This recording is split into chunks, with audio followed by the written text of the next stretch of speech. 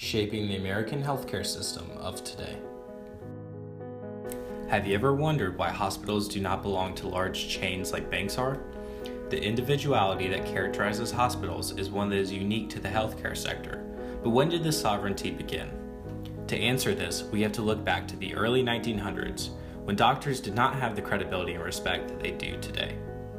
Back then, many so-called doctors were untrained or unaccredited and used the guise of the profession to make a dishonest living.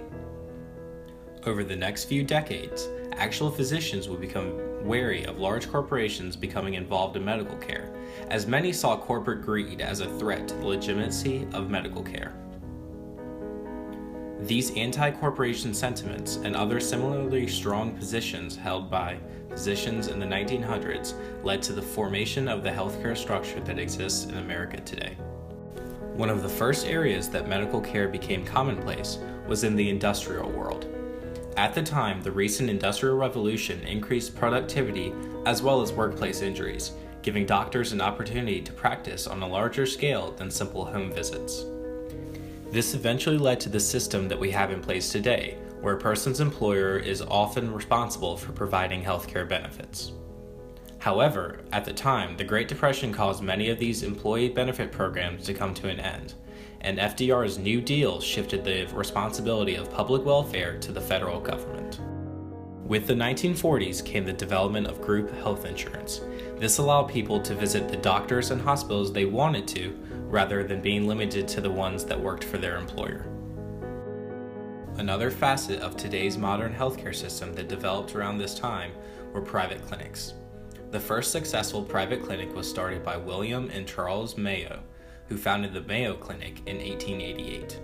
The brothers' reputation for skillful surgery and low mortality rate attracted more and more patients, and in 1929 the clinic had grown from a staff of 2 brothers into a staff of almost 400 physicians.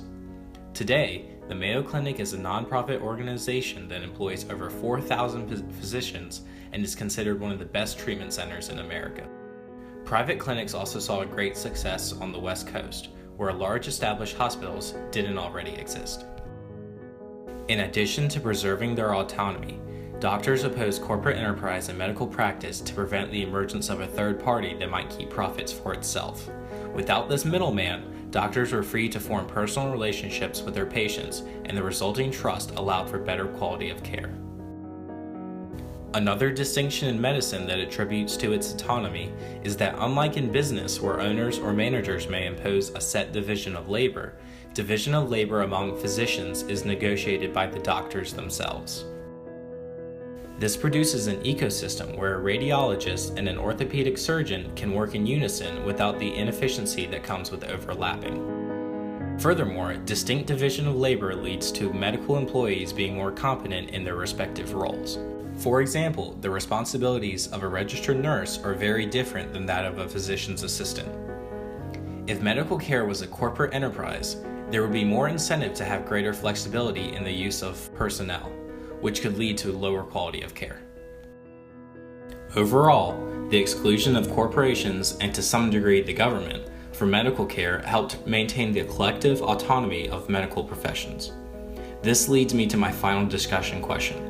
How might healthcare be different today if it was controlled by a few major corporations rather than individual hospitals and practices?